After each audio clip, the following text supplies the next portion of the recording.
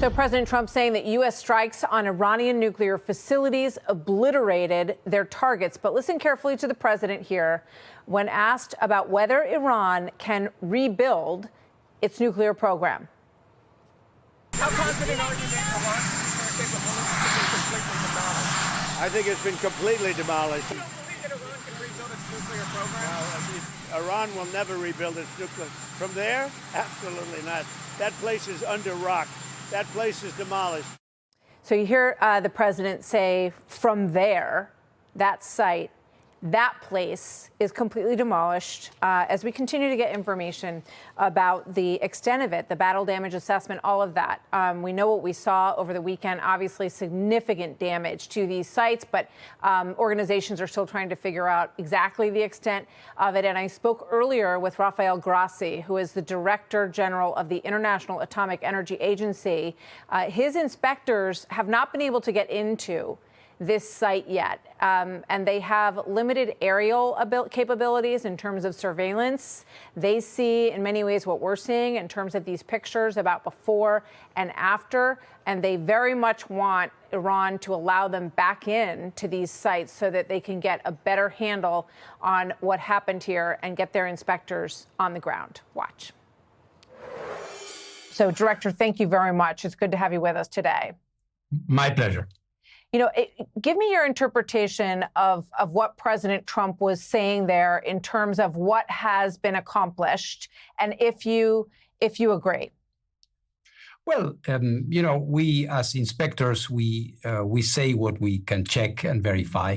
We have been, of course, following from the beginning of the military action on the 13th. The situation and what we see, I mean, I could agree in the sense that what we see is a very important degree of damage in the three facilities. Natanz, which was the first to be hit and sustained very, very serious damage in one of the important centrifuge halls where enrichment was being carried out. Then even the underground part of that suffered indirectly first and then directly. Then Isfahan, a few buildings. It's a complex. It's a complex with many different buildings performing different activities. But the damage sustained there was also very important. Of course, Fordo, which was the more fortified and protected facility after the participation of the United States and the night from Saturday to Sunday, we have seen a lot of impact of course, of these deep penetrating projectiles. And so although no one has been there inside to see, of course, the conclusion is that the damage must be, very, very, very important. You mentioned the other day that they had made no secret that they have protected this material. And I believe you even mentioned a potential site near Isfahan where you believe that this material, 900 pounds potentially of enriched uranium, was taken. So can you tell us today, is that what your understanding is, that 900 pounds of enriched uranium was taken to this ancient site near Isfahan? I have to be very precise, Martha. I have to be very, very precise. Of course. We are the IAEA, so we are not speculating here. We do not have information of the whereabouts of this material. So this is why I'm asking, we are making an assumption, which is not a speculative or pure speculation, because Iran officially told me we are going to be taking protective measures, which may or may not include moving around this material. So it is quite obvious, you are asking me about it, that there is a question there. Where is this? So the way to ascertain that is to allow the inspection activity to resume as soon as possible. And I think this will be for the benefit of all. So in terms of understanding what could be done with enriched uranium at 60% that potentially was removed from the site. I want to play this from Vice President Vance just last evening talking about this enriched uranium stockpile and where it is and what could happen with it. Here it is. If they have 60% enriched uranium, but they don't have the ability to enrich it to 90%, and further, they don't have the ability to convert that to a nuclear weapon, that is mission success. That is the obliteration of their nuclear program, which is why the president, I think, rightly is using that term. Do you agree with that statement, Director? I wouldn't argue with that, because 60% is not 90. But the thing that we need to ascertain with all certainty is whether there is a possibility that this could have been moved and where is it. My obligation is to account for every gram of uranium that exists in Iran and in any other country that is a party to the NPT. By the way, this is not a discriminatory approach against them. So I agree, the Vice President is right in his assessment from the perspective of the United States of America. He's talking about a military mission and the criteria for success. This is, I respect that, but my job is a different one, all right? My job is to try to see where is this material, because Iran has an obligation to report and account for all the material that they have. And this is going to continue to be my work, because obviously there is a new situation. Given what you have seen from the sky and understanding that you haven't been on the ground yet, how far back do you believe Iran's nuclear weapons program has been set by these strikes? Is it months? Is it years? Well, I think the nuclear program, the Iranian nuclear program, has been set back significantly. When you say years, and I don't know what is your the metric that you want to apply. Now, I don't know. We have to see what they want to do. Are they going to reconstruct what they had? And let's not forget, there are so many interactions here, Martha. If, for example, there is a resumption, as I hope personally, of the negotiation with Ambassador Witkoff, where there was an idea that Iran would not be enriching and would perhaps be part of an international consortium. I mean, there were very interesting ideas that were being floated. This is not my thing. This is for the negotiation that is going to take place, I hope, again, as it was, and we would only need to verify it. But it is clear that there is one Iran before June 13, nuclear Iran, and one now, and it's night and day. Thank you very much, Director Rafael Grossi of the IAEA. Good to have you with us today, sir. Good luck with your work. Thank you very much.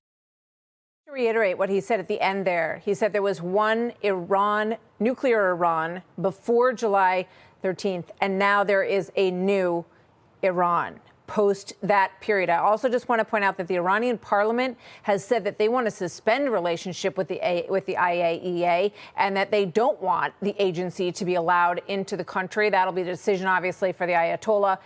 We also should mention that the battle damage assessment reports that we heard the night of this strike would take time to come out from the Defense Intelligence Agency. Those reports are starting to emerge, so we'll get a better picture of the battle damage assessment from our Defense Department as we start to get that from our own sources at the Pentagon in due time.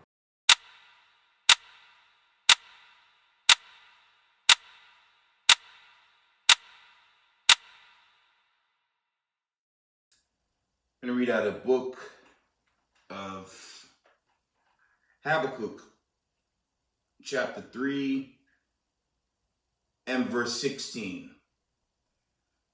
When I heard, my belly trembled, my lips quivered at the voice of rottenness entered into my bones, and I trembled to myself that I might rest in that day of trouble, when he cometh up unto the people, he will invade them with his troops.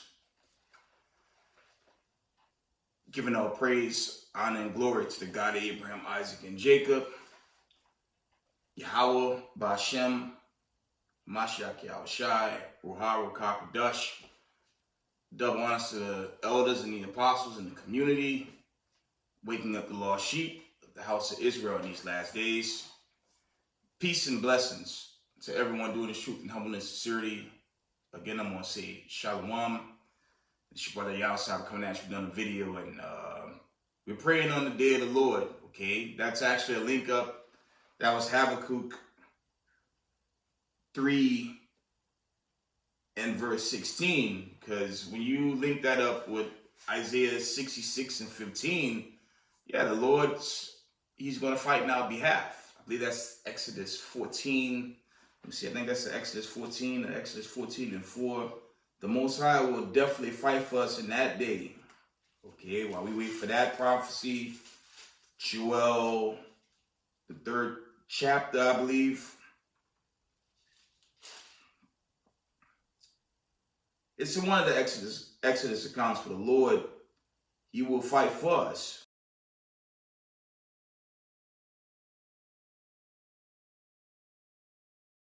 Okay, and we just have to be patient, okay, until the Lord had these mega prophecies pan out, okay. I want to get into some news. I really want to go into the news, how the United States media, okay, the United States media is selling this story, and you can see that in the video post. America is selling this narrative that they did significant damage. Okay, they did severe damage to this these nuclear plants, Salakia.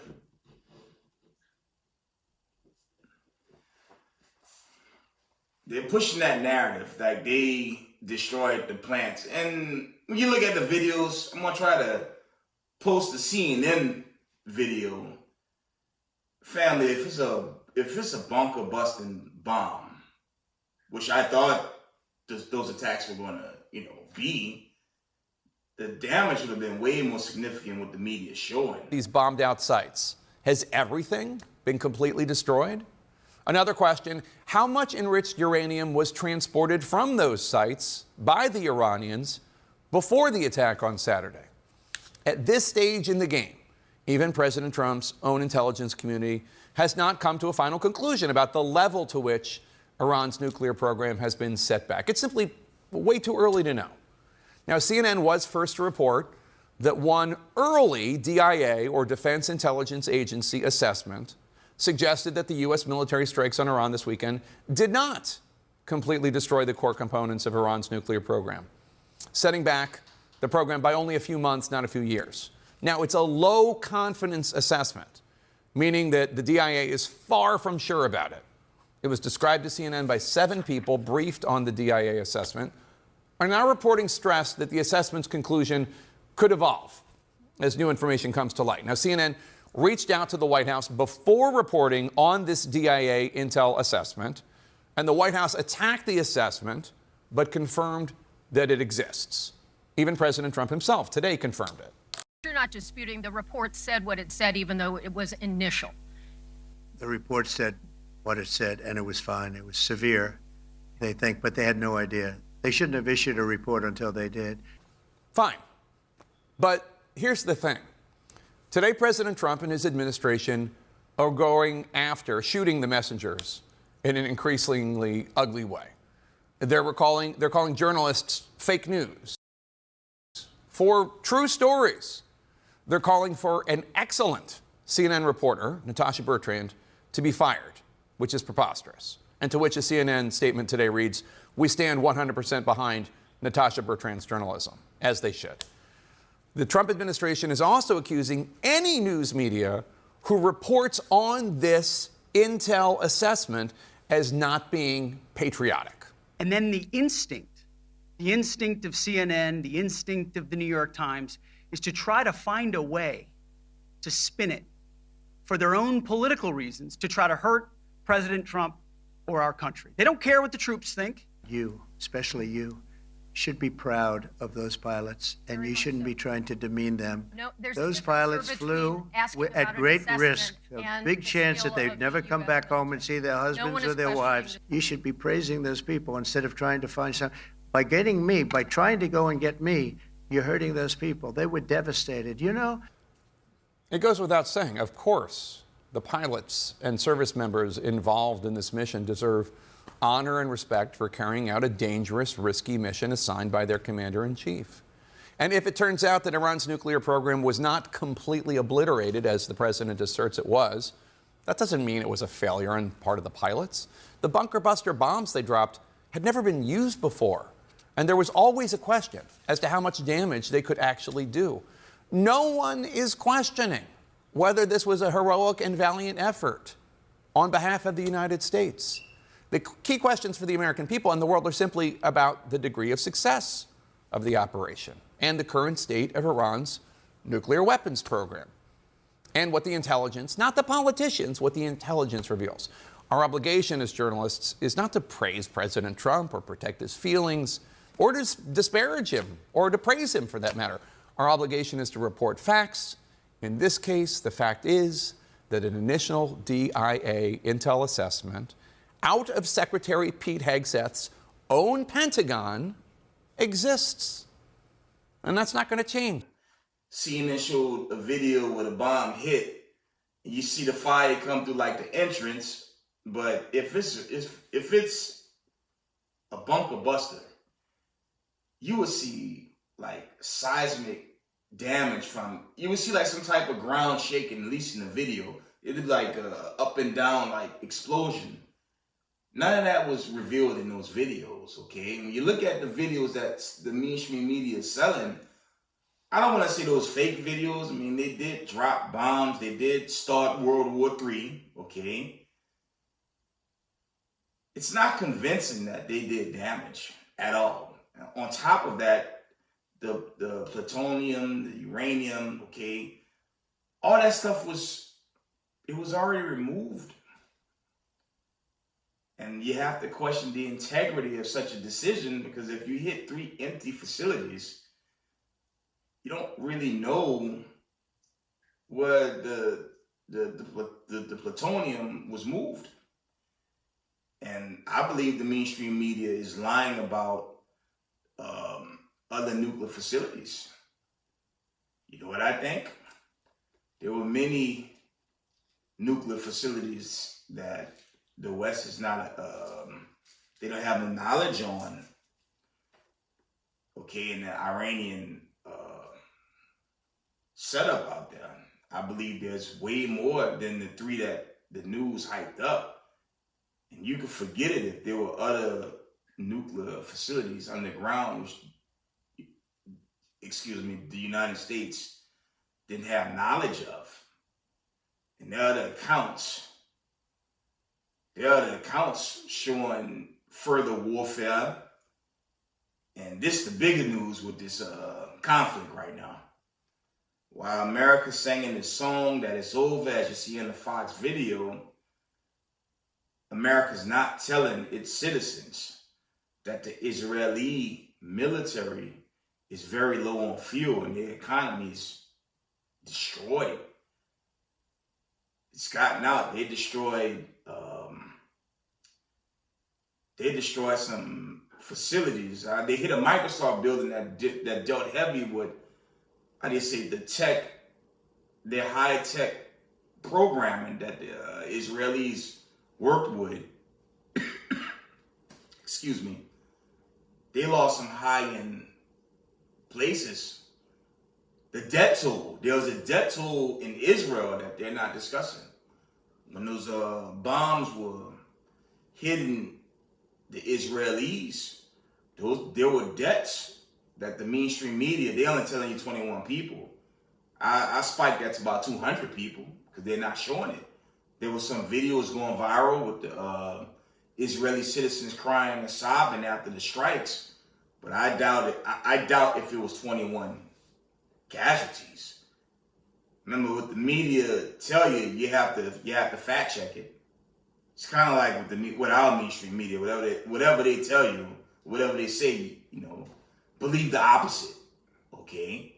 Because the mainstream media lies. But if the Israelis, and it's not a surprise since the whole war started with them and Gaza and Palestine, all that stuff. They were draining a lot of their ammunition then, but once this war started last week, and then the Americans chimed in, the Israelis, they'd been burning out on their missiles. And reports have it abroad, they are running out of missiles. They're running out of ammo. And this whole strike, I'm going to tell y'all this. I believe the Iranians about to finish them off. Because if you're fighting an opponent in a war, and you drain their resources, I don't think it's wise to let your opponent restock. You know, if your enemy down, it's war. You finish them off. Okay. So I firmly believe the Iranians are going to continue the strikes. They're going to dry out the Israelis' military supplies, meaning their arms. And once that happens, you know, these bigger judgments going to play out. Okay. Let's read. I want to go to the book of Jeremiah. We go into what's going to happen to America. Because we're in a time of war. It is what it is. I mean, before World War III was triggered, which it was, we were dealing with a lot of geopolitical wars, okay? We're facing draconian law in America. If you guys didn't catch the news, they passed a law in the court.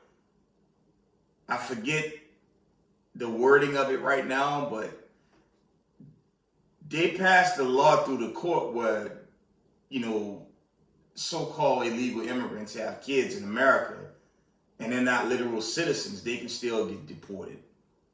Okay? And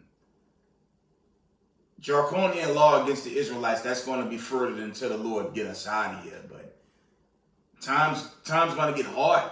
Some say Jacob's trouble, okay, where they start detaining you. But, you know, when you check out ICE is only detaining people of color. Okay? So for all the brown people that voted for this administration, it's got to be a punch in the eye, because he's not detaining no other nation except brown people. Okay? And what the Lord said, Deuteronomy 28:68, you delivered to the hands of the enemy, man. And America shows you that. And so for these bonehead Christians, had this clown on TikTok teaching the dogma that everyone's going to get salvation, but meanwhile, people of color are continually oppressed in America. This is when Yahushua is going to have to come through at some point when this oppression gets very severe. But ICE is kicking down doors of brown people, not so-called white people. Let's read. I want to read Jeremiah real quick.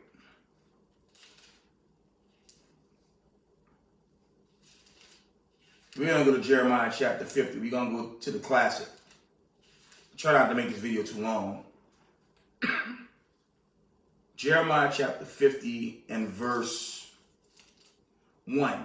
It says, the word that the Most High spake against Babylon and against the land of Chaldeans by Jeremiah the prophet. Chaldeans dealing with Edom. Okay, that's your ruling class. Excuse me. That's your ruling class of people that's running the earth right now. It says, the word that the Most High spake against Babylon and against the land of Chaldeans by Jeremiah the prophet. Okay. Verse 2 reads, declare ye among the nations and publish and set up a standard. Publish and conceal not. Say Babylon is taken. Okay. That's going to the future prophecy of Babylon the Great, which is America, right? America is the daughter of Babylon, and the stage is set for America to be judged. Just to let you know, Trump pulled off all ties with Canada. He no longer want to do business with them. President Trump today announcing he's ending trade discussions with Canada, and that briefly impacted the markets. The president saying he'll tell Canada what tariff they'll be paying sometime in the next week.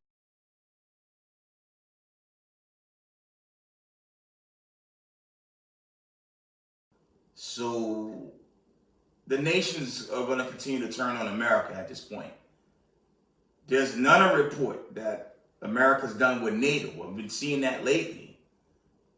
Remember, all the nations post start of World War III, contrary to popular belief, when you read Revelation 17, I'm going to always resurface Revelation 17.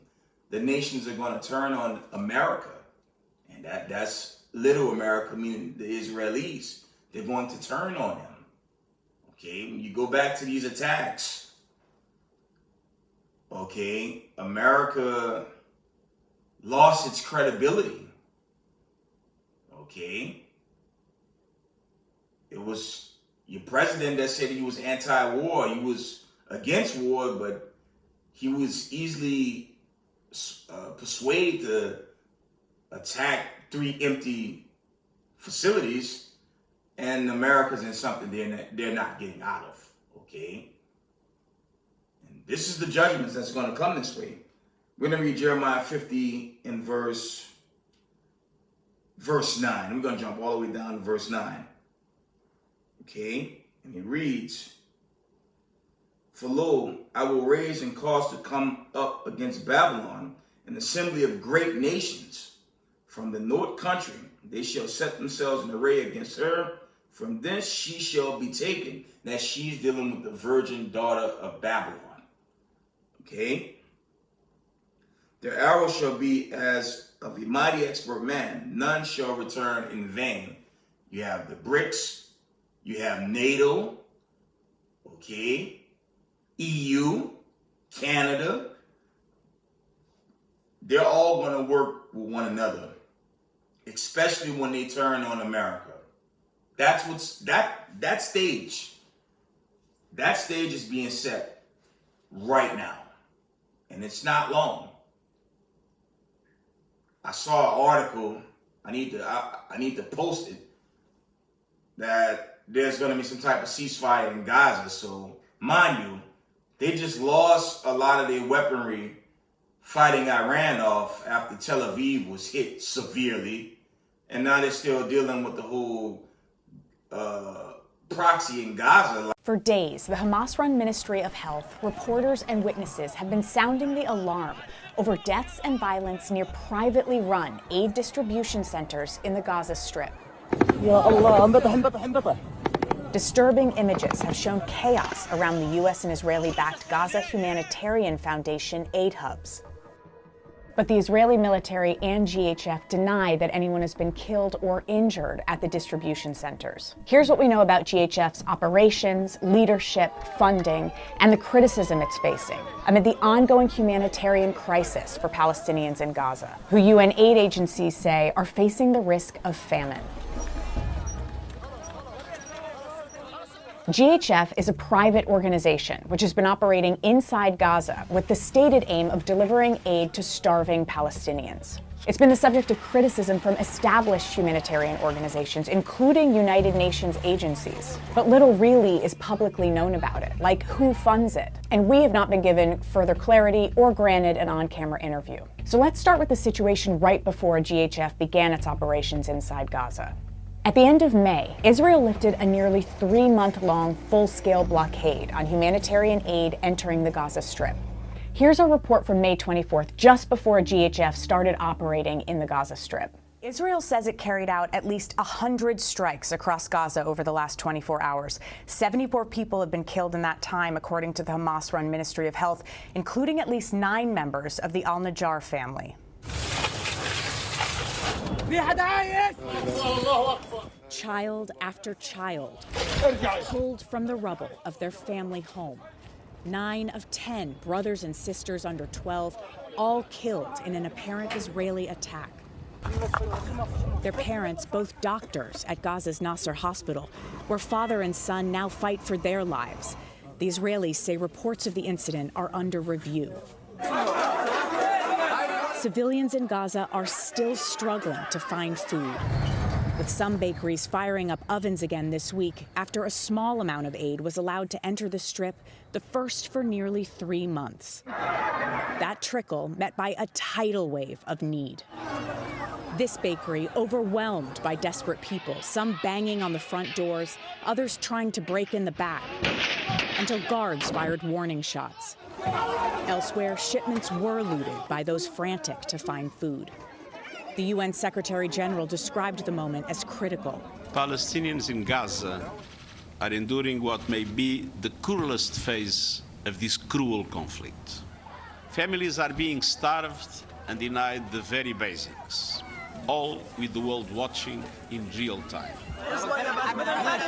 Families like that of Khalid Mohammed, who Thursday said his children had gone 5 days without eating. Nobody is helping us, and we're hungry, and there's no food, he said. The situation is catastrophic. Israel says in the coming days, Nancy, private contractors will begin delivering aid from hubs concentrated in the south of Gaza. It was unclear then what GHF's operations would look like inside Gaza, apart from a plan to set up a handful of hubs in the south of the Strip, where Palestinians would have to go to receive aid. We also heard at that time that GHF was planning to hire private armed American contractors. This raised concerns from established humanitarian workers, including UNICEF spokesperson James Elder. It's dangerous to ask civilians to go into militarized zones to collect rations. It further entrenches forced displacement for political and military purposes, and humanitarian aid should never be used as a bargaining chip. Civilians must not be forced to flee again, and the use of humanitarian aid as a bait to forced displacement, especially from the north to the south, will create this impossible choice between displacement and death. The weekend before GHF began operating on the ground, its American director, Jake Wood, quit. Here's our report from just after Wood resigned. The harrowing cell phone footage of 5-year-old Ward al-Sheikh al-Khalil trudging through rubble, her makeshift shelter engulfed in flames, after an Israeli strike hit the school where she and her family had fled to escape the war in Gaza. The little girl survived. Her mother and 5 siblings did not.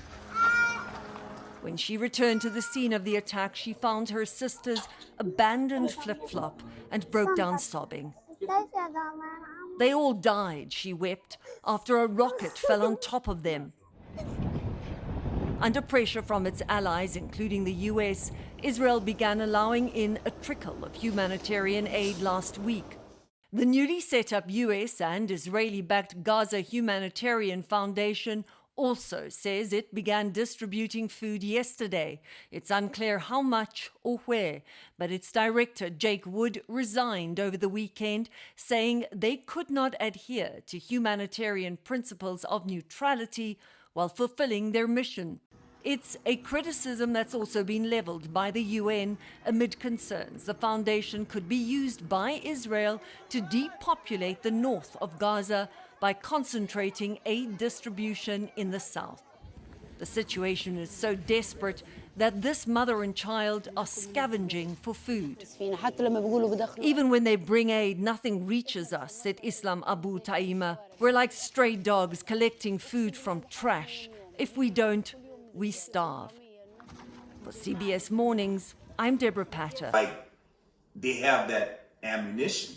The Israelis are being dried out, and when they're dried out, something very bad's gonna pop off. Okay? I said this on my Rumble post. You have to be careful, excuse me, of the this Israeli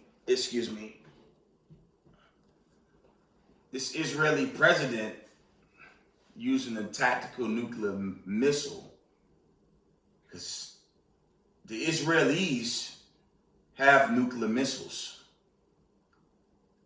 And you have to consider that. That can also trigger the total destruction of this Western hemisphere known as the United States of America. Such a decree can cause a domino effect.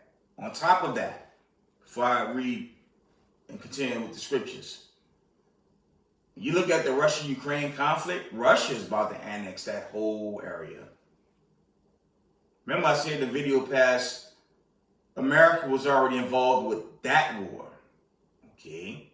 Contrary to popular belief, okay? Contrary to popular belief, Zelensky is a small adder. He's still getting his fair portion of arms, but it's to no avail. They're getting wiped out in that war. America lost a lot of arms in that conflict, and they're losing arms aiding the Israelis.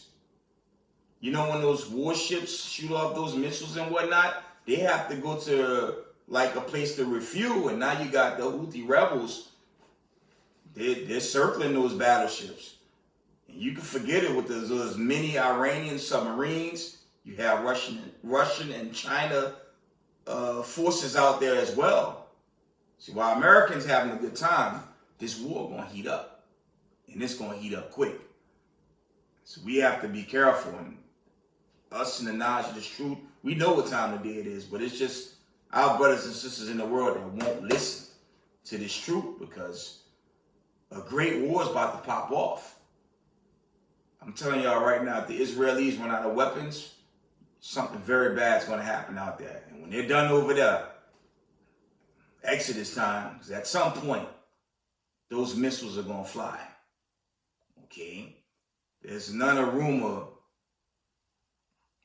Now, that's in the post. How the Pakistanis, I believe, have access to tactical nuclear weapons and plan on using them against America, if that's what the account reads.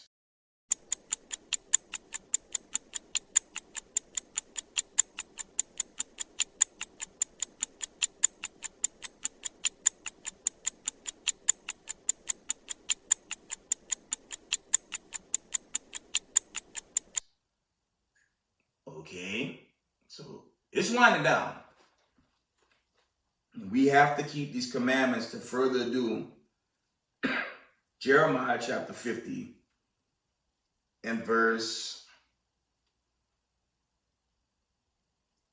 I'm going to read verse 9 again. It says, "For lo, I will raise and cause to come up against Babylon an assembly of great nations from the north country, and they shall set themselves in the array against her. From thence she shall be taken.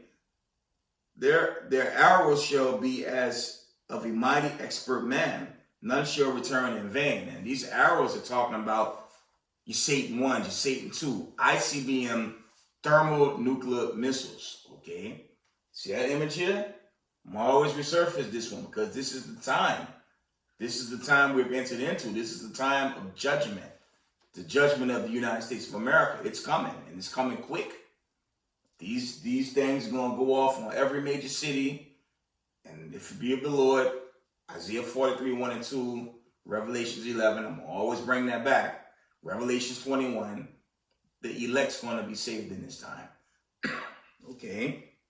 Jeremiah chapter 50 and verse, we're going to read,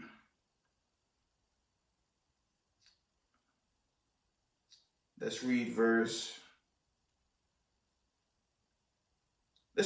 It says, "Because you were glad, because you rejoiced, O you destroyers of mine heritage, because you are grown fat as the heifer at grass, and below was bulls." Okay. Now this says, "O you destroyers of mine heritage," and this is a cut on the small adders. They were set up perfectly. They're still wealthy. They weren't destroyed. The children of diaspora, the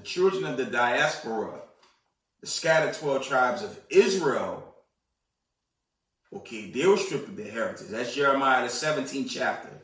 I believe it's Jeremiah 17 and verse It's 1 through 9. It goes into that.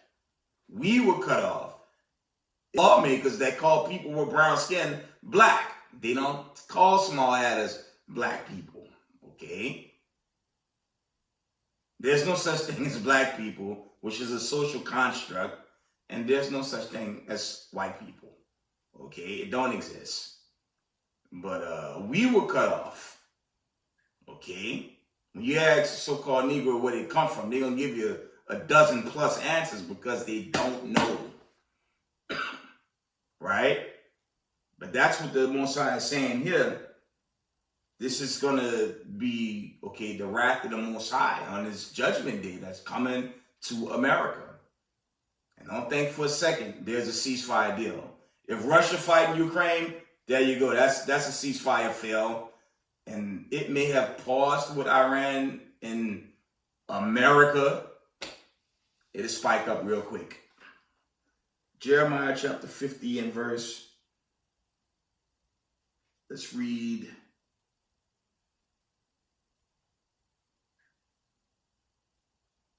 Verse 13. Because of the wrath of the Most High, it shall not be inhabited, but it shall be wholly desolate. Everyone that goeth by Babylon shall be astonished and hiss at all her plagues. And America is already getting hit with plagues. Okay? It's some scary sights walking down 8th Avenue towards Times Square. I work in that vicinity, of course. You see all types of sights out there. It's like some type of skin plague on the people as well. I mean, some of the people look like Z-Walkers, but on something different, man. It's all types of scary sights with the people. Okay, I mean, you guys know New York City. It's heavily populated. Millions upon millions of people right here in Babylon. Okay, Babylon the Great. I work out there, and the stuff you see, it's kind of eerie. I mean, the Lord have all types. I see all types of heathens and Edomites. They look like walkers, man. All types of hives. People they don't even hide it. Okay, so there's a scary plague upon the people. All types of chemtrails causing weird, how they say, forms of your basic common cold, all those ABC strands. It's a lot of stuff hitting the earth right now. The violence on the earth is unbelievable in New York City. There's a killing literally every day in New York City within the 5 boroughs. Okay, there's a new homeless crisis. Okay, I had some coworkers saying now the subways are being taken over not just by gangs but by homeless people. They take the carts like Skid Row almost.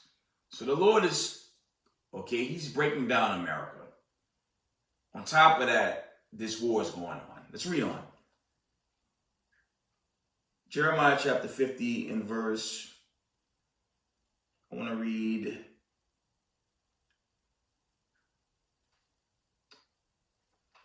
One moment.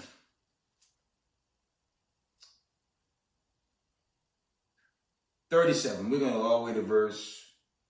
Actually, 29. Then I'll go to 37. It says, call together the archers against Babylon. All ye that bend the bow, camp against it round about.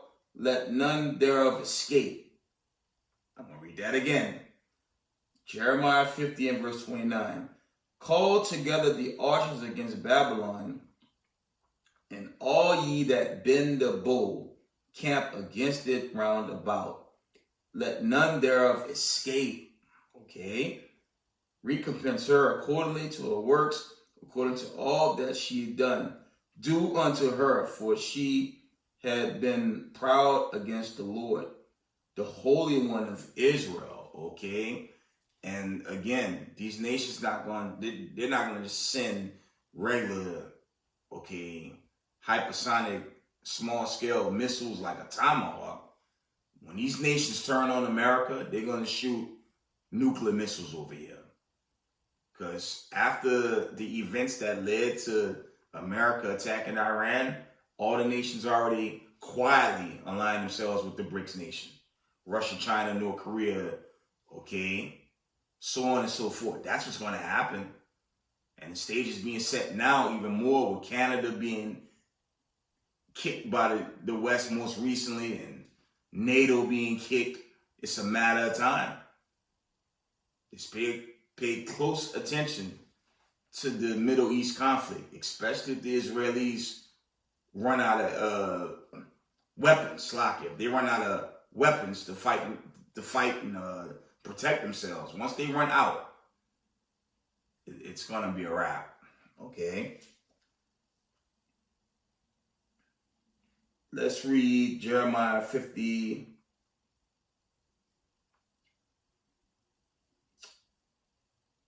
And verse 37.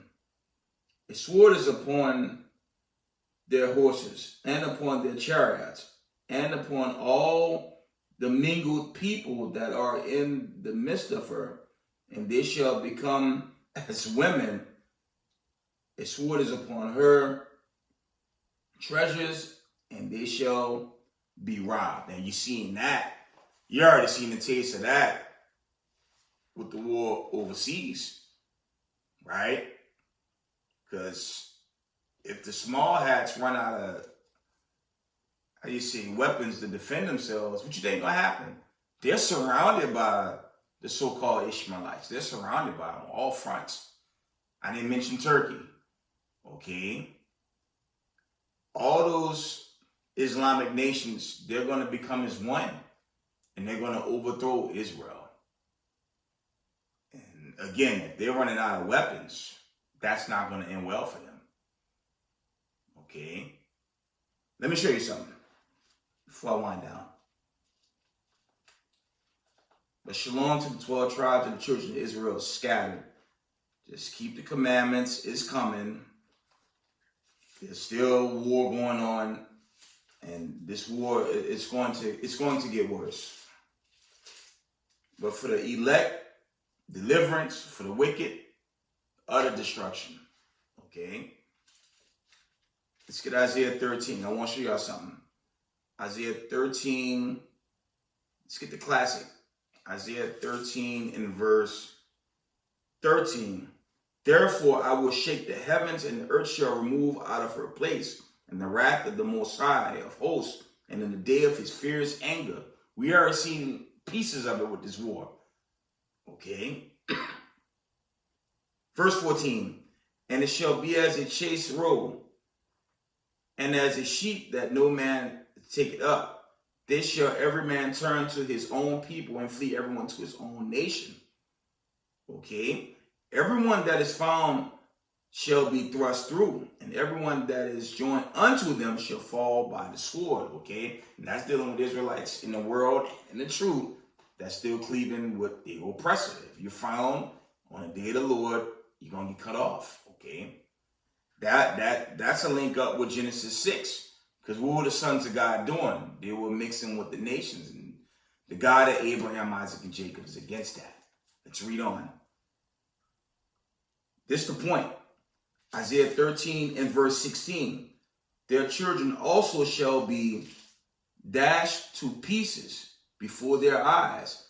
Their house shall be spoiled, and their wives ravished. Y'all know what that's talking about. Okay. Remember, little America surrounded by the Islamic nations. They're surrounded by them. Okay? So you know what that means. Once they run out of weapons and fuel, things of the sort, you can forget it. They're going to get completely destroyed. Their economy shot because of this war. Their economy was hurting when you go back to the whole conflict that led to the Israelis striking Palestine with everything they had, destroying their buildings, okay, their hospitals, all that stuff. But now they're losing out on fuel and weapons, things of that nature. If they run out of weapons and their economy's already hurting, don't think for a second the Iranians gonna have any mercy on them. They're going to finish them off. Okay? And if America get involved, Revelation 17, it's going to play out. I'm telling y'all straight. that thing gonna manifest real quick. Okay? So it's a serious time that we're living in right now. Let's read, I was at Isaiah 13. Yeah, that was Isaiah 13 and verse 16. When you go back up to verse 14, I'm going to read this again. It says, "And it shall be as a chased roe, and as a sheep that no man taketh up. There shall every man turn to his own people, and flee everyone into his own land." Let's get Matthew 24. Let me show y'all something.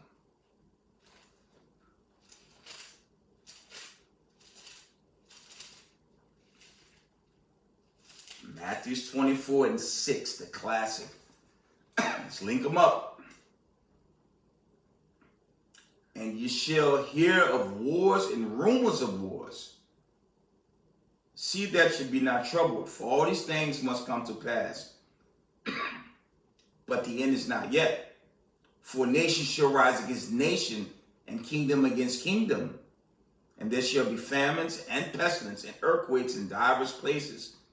All these are the beginnings of sorrows." Now read verse 7 again. "For nation shall rise against nation, and kingdom against kingdom. There shall be famines and pestilence and earthquakes in divers places. All these are the beginnings of sorrows." You know what the Most High mean when you say nation against nation, kingdom against kingdom? It's literally what it says. So if you're a so-called slave descendant, you can't link up with the KKK in the time of a war, because all these militant groups who are, for the most part, Christians, they're not going to link up with so-called Negroes. They're going to link up with their own. And if you found in that day, their real spirit going to come out. Okay? That I love you spirit, that God is love, as they say, that's going to be out the door in that day. Okay, that's why it pains me to see Jake teaching everybody doctrine on TikTok, not understanding that the Most High, he separated us from the nations. Deuteronomy 32 and 8, okay? And ain't no utopian nothing with the heathens and Edom. It's not happening, okay? It hurt me to see that coon go off. Probably had thousands of Jakes cheering for him, teaching Caesar. That's not going to work. I'm going to read this again. It says, Matthew 24 and verse 7. It says, "For nation shall rise against nation, and kingdom against kingdom. There shall be famines, pestilence, and earthquakes in divers places. All these are the beginnings of sorrow." But to the point, you can't be with another nation, especially in this time. Because if you found, you're going to get destroyed. Okay? That's just what it is. If you found, you're going to be destroyed. You're going to miss out on salvation. And you're going to perish. Okay? Before I cut this off, let's read Jeremiah. Let's read Jeremiah 16. And I want verse Slakia.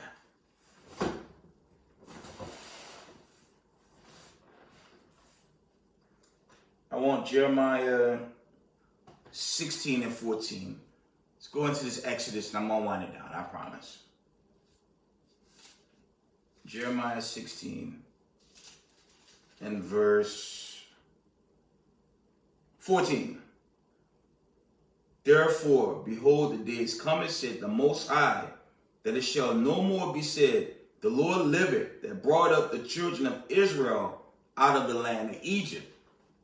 Remember, Israel was cut off. The Most High, he passed the cup on the Israelites. He tormented them, destroyed the foundation, okay, slavery, disease, okay. The Lord, he's still whooping out, you know what, to this very day. But the salvation is for the elect. Okay, let's read on. Jeremiah 16 and verse 15. It reads, "But the Lord liveth that brought up the children of Israel from the land of the North America, and from all the lands whither he had driven them, and will bring them again into their land that I gave unto their fathers." That didn't happen after World War II. Okay, that didn't happen because they don't fit the bill. The so-called children of diaspora fits this bill. Okay, I don't think y'all can see it, but I have the 12 tribes chart. Your Revelation 7.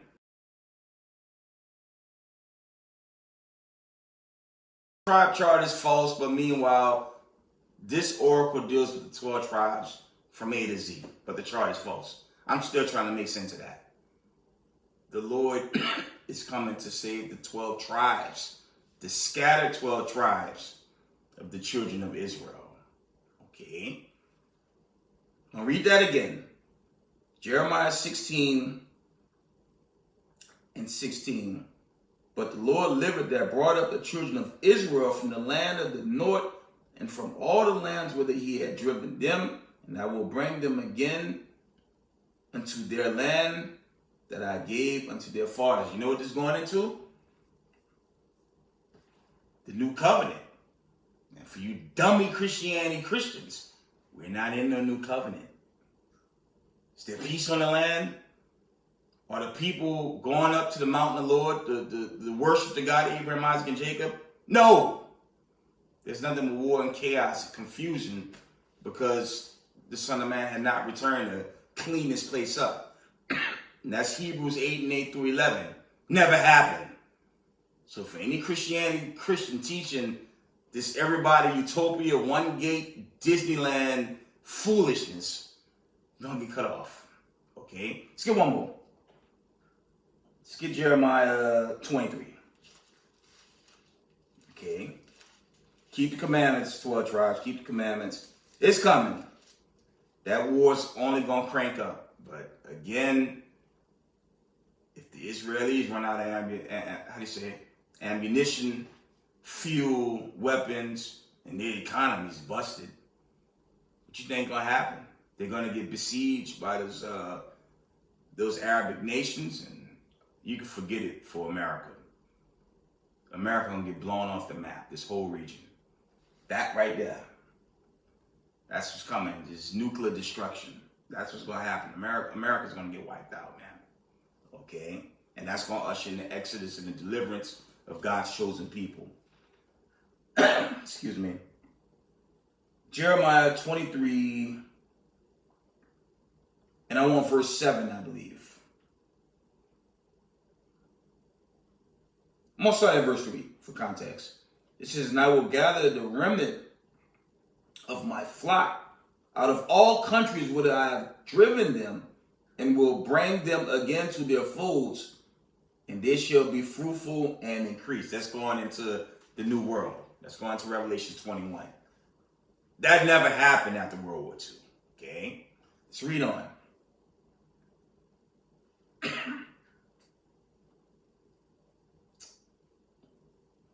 Jeremiah 23 and verse 7. Jeremiah 23 and verse 7. And it reads, "Therefore, behold, the days come, said the Most High, that they shall no more say, the Lord liveth, which brought up the children of Israel out of the land of Egypt."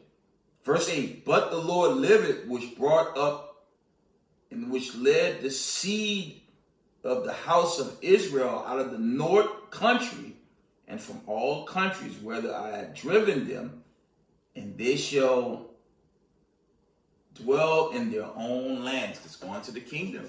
That never happened. Okay? Who was scattered? Deuteronomy 28:16. Y'all already know what time day it is. Okay? That's dealing with the people, or the offspring of the people that was brought here by cargo slave ships and scattered to the four corners of the earth. That's dealing with the 12 tribes of the children of Israel. And so-called people of color from the diaspora, that's us. I don't give a damn what vocab say. I don't give a damn what the ADL spell C We don't care what they have to say. That's who we are. Okay?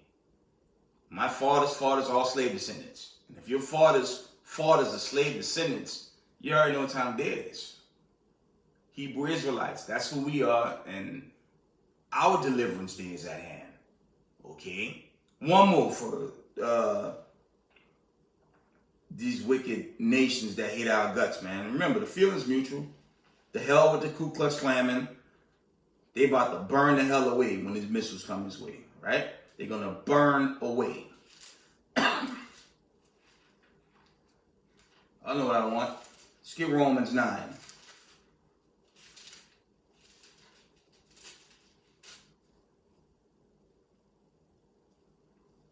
Romans 9, and I want verse 17. It says, for the scripture said unto Pharaoh, even for this same purpose have I raised thee up, that I might show my power in thee, and that my name might be declared throughout all the earth. And that's what's going to happen, okay? When Yahushua, the saints, the angels, that's why I opened up with Habakkuk, because he's going to come with his armies, okay? When you read Isaiah 66:15, he come in with the chariots. They're gonna just wreak havoc. They're gonna wreak havoc, okay, on this whole earth, okay. While America's being burnt to nuclear fire, they're gonna be tearing up the other nations round about, okay. And you read Joel 3, we'll be safe because the Lord, He's gonna deliver us back to our true estate, okay. That's what's gonna happen. That's what we're praying for. And remember, World War III is here, family. World War III is here. And we just got to keep these commandments until that trumpet sound. With that, I'm going to give all praise, honor, and glory to the God of Abraham, Isaac, and Jacob, Yahweh, Ba'ashem, Mashiach, Yahushai. Double honors to mighty men, the elders, and the apostles in the community, waking up the lost sheep, the house of Israel in these last days. Peace and blessings to everyone doing this truth and humbleness and sincerity. Israel, I love y'all. We got next. Shalom, family.